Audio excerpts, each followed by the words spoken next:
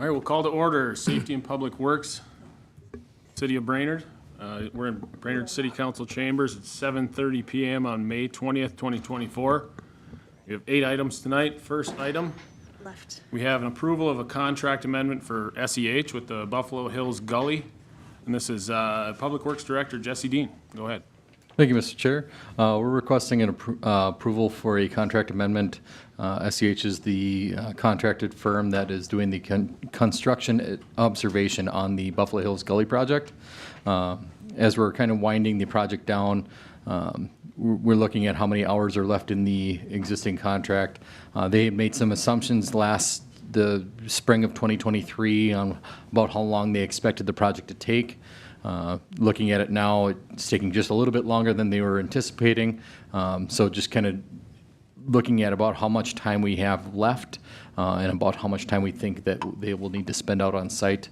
We're estimating that we would need an amendment in the amount of about $7,825. This is really more of a part-time basis with some selective site visits, just to kind of get us kind of through the finish line on the project. Staff is recommending approval of the contract amendment, which would bring the total contract amount to $71,955 for SEH. Mr. Chair. Yeah, go ahead, Jeff. So when you talk about the length and time of the project, isn't that essentially, is it kind of essentially the number of days the contractor's out there working? Because there can be days where he's not out there, and then therefore you don't have the on-site observation going on, right? Yes, sir. So if the contractor's out there, sometimes the construction observer is out there. If they're assuming 8 weeks of work, obviously we want the observer to be out there for most of that work. If they assume 8 weeks and the contractor takes 10 weeks, that means there's some unanticipated hours that they have to spend out there that may not be reflected in the contract. So when you say, so if the contractor's out there for 40 hours one week, what amount of time would we anticipate the on-site observation to be taking place? How many hours out of that 40 would you estimate? It depends on the work. Some work is more intensive and needs more observation than others. Like grass seeding, for instance, would be very light on hours needed. So like I mentioned here, we're talking about very light on construction observation moving forward. So they're only going to need to be out there for maybe a few hours compared to the amount of time that the actual contractor is going to be out there, compared to as they're doing a lot of the storm pipe installation. The construction observation is a lot more intense during that time, checking grades and making sure that it's installed properly. Okay. How close are we to finishing up this project in general? Pretty close. They've pretty much finished a lot of the fill work. I believe they're hauling in topsoil at this point. So a lot of the finishing touches are going to be getting put in within the next few weeks. Okay. Any more questions, guys? I'd move to approve based on staff's recommendation here. Second. Motion and a second. Any more discussion? Hearing none, go to a vote. All in favor? Aye. Motion passes. Item number 2, we have a memorandum of understanding with Crow Wing County Road Maintenance Agreements. Again, this is Public Works Director Jesse Dean. Go ahead. Thank you, Mr. Chair. So there are 2 memorandums of understanding with us and Crow Wing County. Both are kind of related to shared maintenance that we've just kind of typically done historically. We haven't really reflected them more formally in an agreement. So this is kind of us reflecting them formally and getting that relationship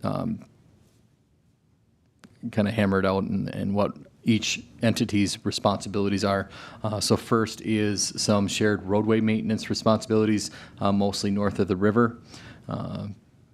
The county would take on some of the maintenance responsibilities of Sugarberry Creek, Serene Pines, and then a small section of McKay Road, which are under city's jurisdiction. The county kind of maintains areas right next to them, so it's very convenient for them. Ashman Road, same kind of thing. It's actually under the county's jurisdiction as part of the first assessment district. But since this is in an area where we already have some other city streets, it's convenient for us to continue to maintain it. So it's a little bit of horse trading for us to do some shared maintenance here. So this agreement kind of reflects that. And then the second agreement is for a shared stormwater pond next to Highland Scenic and Annabec. The county has typically done a lot of the clean out and maintenance of that stormwater pond. The city drains most of our area to it.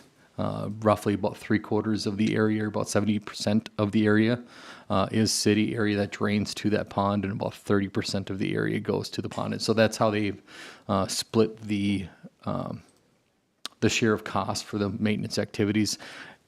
It doesn't amount to much. We're usually not doing a large maintenance activity every year.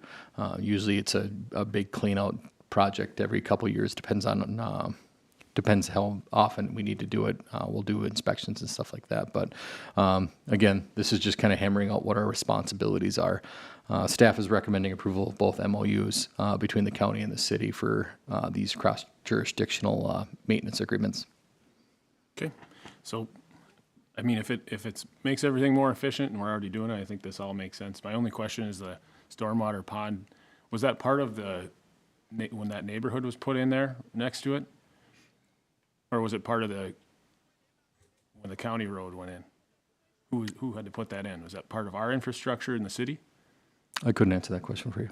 Okay. I can do some We digging. don't know if our sewer system or stormwater sewer system drains in and out of that, or, Our stormwater system does go into that. so likely we did. It's possible that we did, but it's also possible that our stormwater system used it as an existing pond that was there before. Or is it natural? So I couldn't confirm whether or not it was there before and who installed it. Okay, Mr. Chair? yeah. Jesse, when does this go to the county board? And second, being that we have not had an agreement, and I don't have an objection to having an agreement, but what is the reason we're doing it now after all these years? Just to formalize the agreement and whose responsibilities is which. Again, this is kind of protecting each other in case if there's an issue. I think there's one good example is if there's damages to one of the roadways through somebody's maintenance responsibilities, this just lays out who's responsible for repairing those damages. So this just kind of covers who's supposed to be doing what and who's responsible for what. And when does the county board see this? This would go to the county board following the city's adoption. So I'm not sure if it would be on their next agenda, but it would be shortly following. Thank you. I think it's more efficient for the citizens too, because if the city had to plow part of McKay Road and then just turn around, Yep. leaving a big pile of snow until the county gets there, then Or vice makes it versa. almost impassable. Yeah, depends on who gets there first. This just makes it efficient. You good? Anybody got a Now I'll move to motion? approve. Second. Motion and a second. Any more discussion? Hearing none, go to a vote. All in favor? Aye. Aye. Motion passes. Item number 3, we have authorization for bidding on the O Street outfall replacement. Again, this is Public Works Director Jesse Dean. Thank you, Mr. Chair. Staff is requesting authorization to bid the O Street outfall repair. We've been, in the last couple of years, including $50,000 for some outfall repairs throughout town to repair some damaged outfalls that we have throughout town. We identified O Street as one that was in pretty rough shape and needed to be repaired. So staff began to do some investigation of this area. And as we did some survey and investigation of the area, we found out the damage was quite a bit more intense than we were expecting. There's roughly about 175 feet of collapsed pipe and trench kind of through the woods. And I tried to include some pictures in the packet for you to kind of show what's kind of happened there. There's an old steel pipe, an old steel culvert that's now collapsed. The water is still flowing. At least for now, it kind of flows underground. You can't really see it in the surface, but it is collapsed and it just has created a trench through the area now, and it is eroding the area there. There's about a 40-foot section between the curb line, and where that trench begins. So that's a good concrete culvert. But beyond that is where the collapses happened. Also included with the plan, we are hoping to address some area where we have some known street flooding issues. So there's a large drainage area that drains to this one spot here on the north side of the street at O and 11th. Pretty typical that we do have street flooding issues when we have moderate rainfalls. We would like to cut into the street here and add a second catch basin.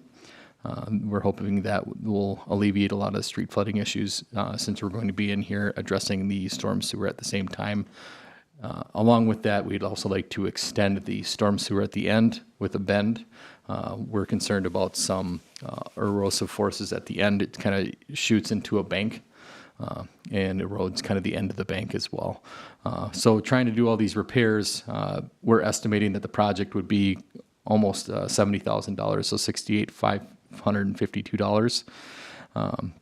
We're looking to authorize bidding of the project and then bring some extra recommendations to the council once we have some hard bid numbers and see what options the council could consider if we continue to move it forward as is, as a total package based on whatever the bid numbers are, or if there's some other alternative options that the council could consider. Okay. So obviously it falls within what we're looking to repair with this $50,000 each year. It looks like a good project for it. The only concern I have, looking at the map, I don't know exactly where this would end.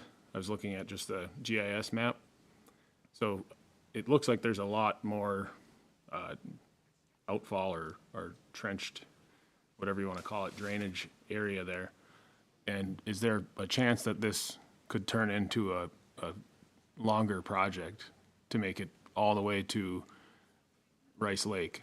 I mean, if we dig into it, is there a chance, the possibility that all of a sudden we're in a much, much bigger project because of the length of it? Or are we really confident that this is going to be the end of it, what we're suggesting right now? No, we shouldn't have to go any further than what we're proposing in the plan. Okay. There's an existing drainage way. We shouldn't have to go any further into that drainage way. But if you pull it, Sean, do you mind pulling up GIS if you could? I'll just show you the area of concern I have. If you go north and to the left a little, to the west, behind those townhomes, that's my concern. I don't know. I haven't walked it, I don't know. But we're dealing with a gully right now, and the rest of it seems like it's pretty far away from structures, but if we're confident that that's not going to erode more, it should actually help that, correct? What you're suggesting? So Slow it down? the area, Sean, if you want to go a little bit closer to 11th Street, or 11th Avenue, sorry. So it's interesting the way that this ties into. If you could zoom into the intersection of 11th and O.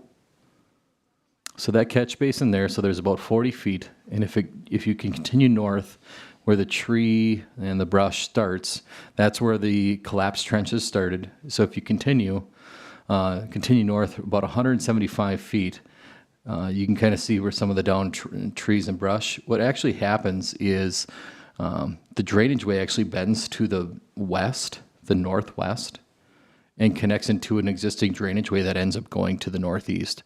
So what we're repairing here drains into an existing drainage way that ends up going over to Rice Lake. So what we're looking to repair here is just going to fix and tie into the existing drainage way. We shouldn't have to continue to go any further. This is going to address kind of what the issue we're seeing right now. Mr. Chair. Yeah, Jeff. So you kind of mixed me up here in the beginning. You said we'd like to put this out for RFPs or bids and then see what more we might be able to do. And at the same time, I'm hearing this is all we're going to really need. So could you just maybe go back and maybe I misunderstood, but did you not kind of indicate in the beginning here that you would look for bids to come in or RFPs and then say, I guess it'd be bids and then see what additional we could possibly do or what the council might want to do? What we'd like to do is, once we have some bid numbers, we can provide some concrete options for the council to consider. One would be award the bid as it is. Another option could be to remove adding the second catch basin in O Street and just repair the collapsed culvert section. Okay. So that could be one option. Another option could be no award. We could budget for some additional dollars in 2025 and do this repair at a future time. So there's potentially some other options, but we'd like to have some bid numbers to Could we better have it as- determine what that would be. Could we have it as a second option on the bid with and bid without, second catch basin? Yes, we could have an alternate in there. But keeping in mind that that would solve issues on the streets as well. So I think it would be great to get it all done. I think it's a good plan. But if we budget 50 and they come back at 75 or even more or whatever, and we don't have that budgeted for, maybe we do look at it next year and get it all done correctly. That's my thoughts.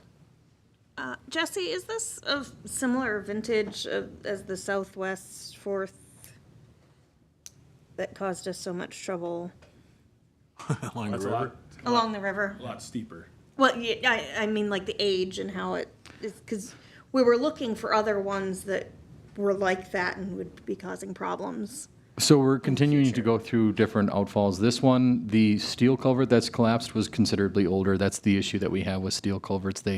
Any standing water can really eat those up pretty quickly. The concrete is actually in a much better shape, and the street itself is relatively new.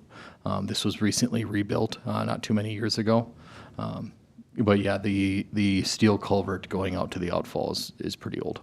Even older than the Southwest Fourth Street. Yeah, one that caused- was I think only 20 years because that was rehabbed last time it collapsed. Yep. I think you compared this one to what we did last year on Graydon. It was a similar project. That was a lot shorter, Correct. but same type of issue. Yes, sir. So how many, just broadly, how many do you think we have? If we did delay this and we're falling behind on these projects, how many would we be falling behind on looking forward in the future that you know of currently? I mean, is it a lot or is it just a few? This is probably the worst one that we have. Obviously, we're trying to attack the worst ones that we have. I know there are other ones that do need attention, but there's nothing, even, like I said, this one's probably not necessarily pressing so much that we couldn't potentially move it to 2025 if the budget dollars don't work. But we would like to address it before it potentially causes issue. Like I mentioned, some of you probably saw it in one of the pictures, some of the trees are starting to fall into to some of these collapses. So we'd like to address it sooner rather than later to protect some of that area. Okay. Where, 19, I think. what's that? For what? 319 of them out there that we got. Okay. That's it? That's all. Where would that extra money be coming from? The Stormwater Utility Fund. All right. Anybody else? Nope. I'll move to approve the item on here, the recommended.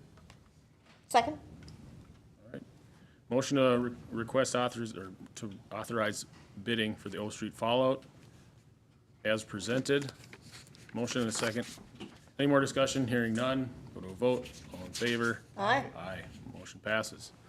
Number 4, we have approval of the transit operating policy and its updates.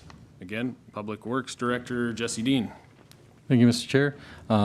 In summer 2024, MnDOT completed a comprehensive audit of our transit program. In that audit, they had some recommended changes as well as some compliance findings, which are pretty much required changes for some of our operating policies. In here, we have some of those changes that we'd like to make to our operating policies. With that, we brought them to our TAC committee at their May meeting, and they voted unanimously to recommend the changes to the city council, and we're bringing that to here, recommending approval of the recommended changes. Thank you. Do you want to highlight any of the main changes that you made, or? If you have any questions. Okay. Do you guys have any questions on those? I I- move that we approve the, oh, I'll second. okay. Motion and a second. I Any more do discussion? like a couple of these, they're pretty good. Yeah, they all seem reasonable to me. Yep. All right, any more discussion? Hearing none, go to a vote. All in favor? Aye. Motion passes. Item number 5, we have the approval of the transit procurement policy, and Public Works Director Jesse Dean, if you want to just read the entire thing out loud, please. Yes, sir, Mr. Chair. I'll get started right now. This is a policy that the FTA requires us to have, that we needed a written procurement policy. A lot of it is just making sure that we have a policy that says we'll follow all the different federal rules and regulations, things like Buy America, DBE rules, rules for requests for proposals, bidding documents, sealed bids, a lot of different ways of procuring services and goods. So this is just a document that we have to have on file and adopted. Mr. Chair, I'll move to approve. Second. Sorry. In a second, I just have a question for the liaison. There was nothing, Yeah, I read every word twice. oh, good. But there was no arguments on this on the TAC committee? No. It was pretty low impact. Any more discussion? Hearing none, go to a vote. All in favor? Aye. Aye. Motion passes. Number 6, we have a transit operating contract to award for 2024 through 2027. And again, Public Works Director Jesse Dean. Go ahead. Thank you, Mr. Chair. Our current transit operating contract ends at the end of June 2024, so we went out for requests for proposals for our next 3-year term for the transit operating contract. We did get inquiries from multiple vendors during that time, but we only did receive one proposal from Blue Sky Transit. Due to its size, we just included links to that proposal as well as the request for proposals in the agenda item. Staff did review the proposal for completeness and the details. We also included some of our evaluation and comments in the packet for review. We also included some of our comments as well. We do have some concerns about some areas of non-performance that we've experienced over the last few years of the contract term, and some of our concerns that weren't necessarily well addressed in this upcoming proposal, or at least in the one that we received. However, we feel like we've addressed it pretty well in the request for proposals in the non-performance section of how we're going to address and really hold them accountable for this.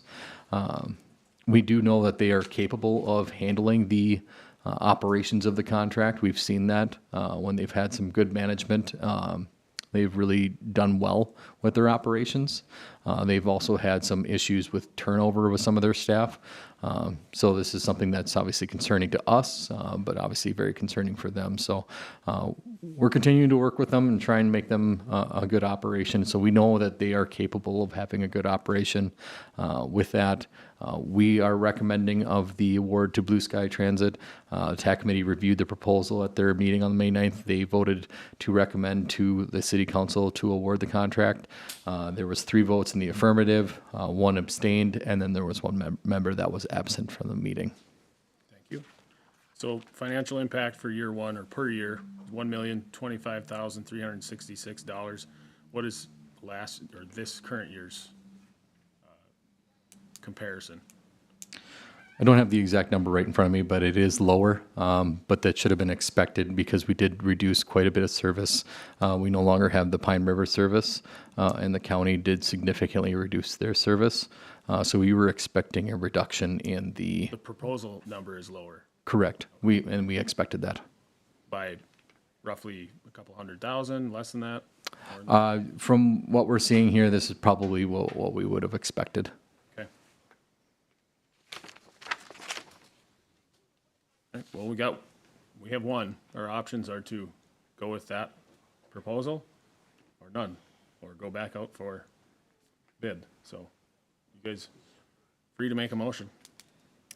Jesse, or I don't know, maybe Jeff is the one to answer this. All these people who were calling and were kind of interested but didn't actually do it, do we know why? We do not. I believe Chris will reach out to them, but I don't think they, I don't know if they ever did respond. I'm not sure.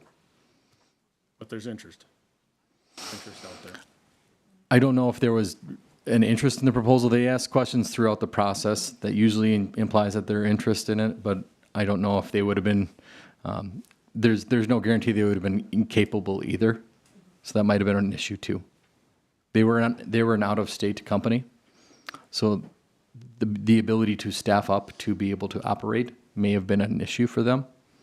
I can't say exactly what the reasons why they did not submit a proposal. Okay. So right now, they have to house the buses. There's no guarantee they can get that facility. So there's that. That's just one thing. Likely they could, but maybe they thought the cost was beyond reasonable to them. They have other issues with maintenance, things, repairs. Those are, if they had something in-house, that helps. We go out now to third party. And so things like that occur where they have to look at everything involved. And Jesse's probably right. Somebody from out of the area coming in, it's a big leap. It's a tough thing. So that's why the third-party contractor now, I think in some respects, Jesse said they've proven they can do it real well. And then, of course, we have some issues at the same time as the days go by. And I think a lot of times it boils down to personnel. And we can see that here at the city level, and anywhere you go, you're kind of, as a business, you're really only as good as the people you have working for you.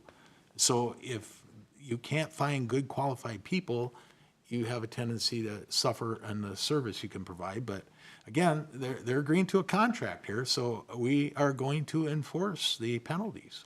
And that's the main thing here that Jesse, I think, did an excellent job of upping that and making it more rigid. So, and they're fully aware of that, so. Okay. Yep. And just to be clear with the public, the $1,025,000 and change is not what the city's actual cost is. It's highly subsidized by state funds. Correct? Yes, sir. A large majority of the funds that come into the transit program are a share of state and federal operating grant.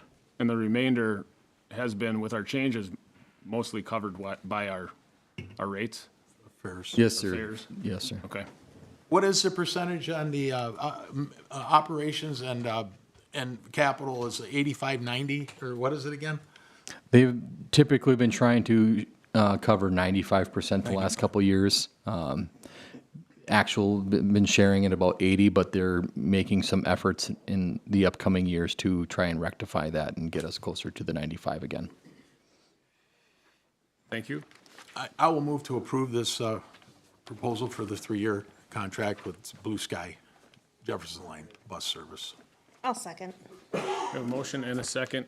Any more discussion? Yeah, I'm not really, the highest score of the 3 was just 50 out of 100. Like, I'm not super happy about this, but it is our only option.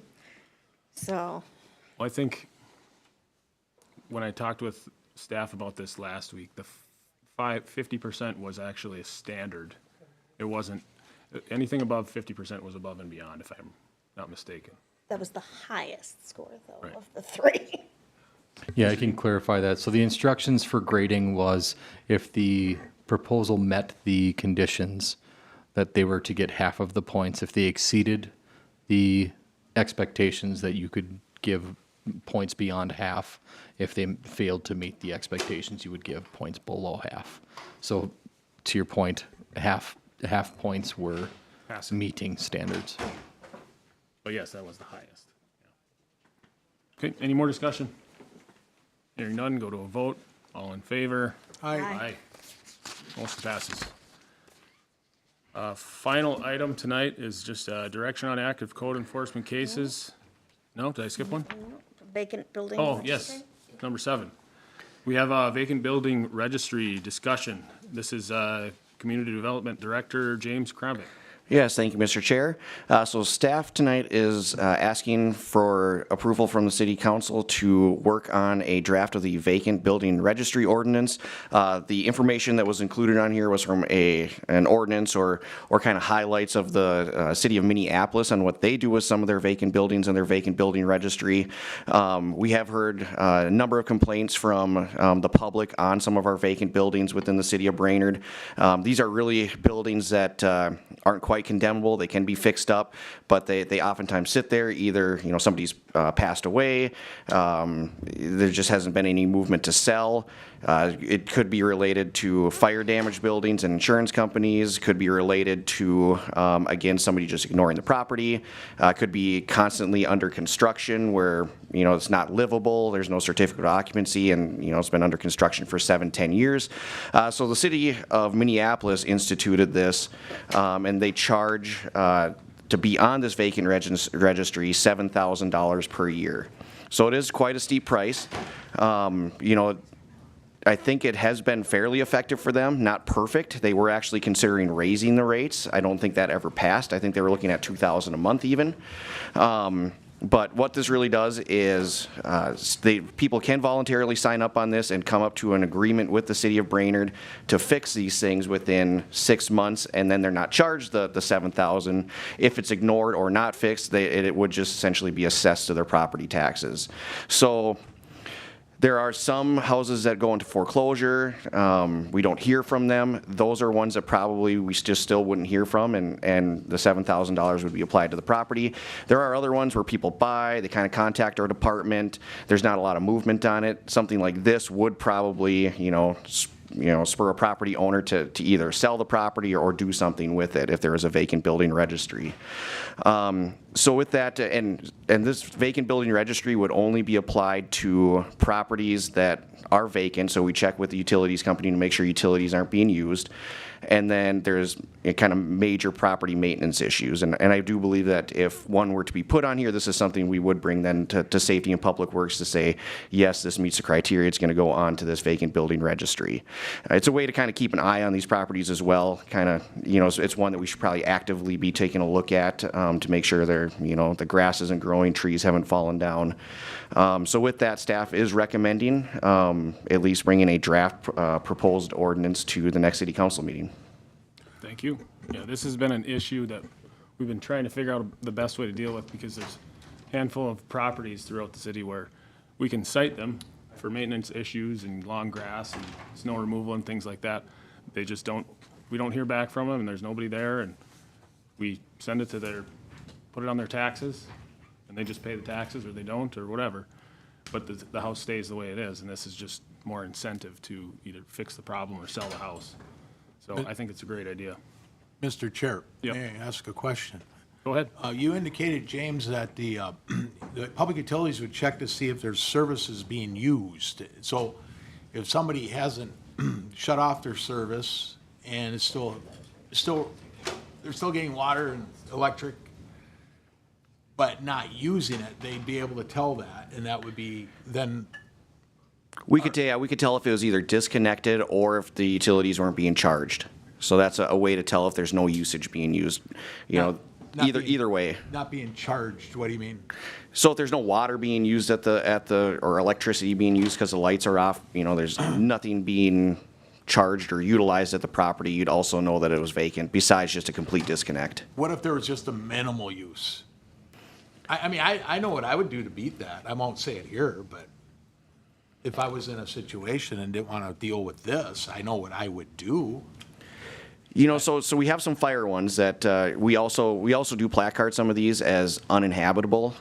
So the fire damage ones are pretty obvious. Okay. There's maybe one or two of these you could maybe try to beat the system with something like that. Okay. But I think it's gonna should it'll correct flush out almost the all of ones that them. Yeah. Okay, thank you. Good. I will move that we direct staff to draft a vacant building registry ordinance. Second. Motion and a second. Do you have any more discussion? Hearing none, go to a vote. All in favor? Aye. Motion passes.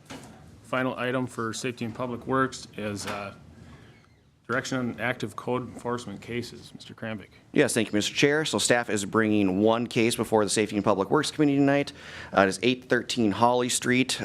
This property has received a few citations in the past for animal feces. Typically in the springtime, it's the worst. Pictures were included in the packet, kind of all over the yard. And then one of the whole garbage container was filled with animal feces. So staff, because of a health and safety hazard, is bringing this one ahead of the 100, 200, 300 $1,500 option. We did get a call from the property owner finally today. We believe, from what I heard, may have been cleaned up. So still seeking action from city council as a recommendation to move ahead with abatement of the site, but we're going to check tomorrow to see if in fact it was cleaned up. Thank you, and thank you for the pictures. I'm sure everybody enjoyed that. But I think Oh, good, I get to imagine it. yeah, you can. But I think we move ahead with it. If it's cleaned up, great. If it's not, we take care of it. So glad we don't have smell-o-vision. Got a motion? I will move that the staff pursues the recommended action. Second. Motion is second. Any more discussion? Hearing none, go to a vote. All in favor? Aye.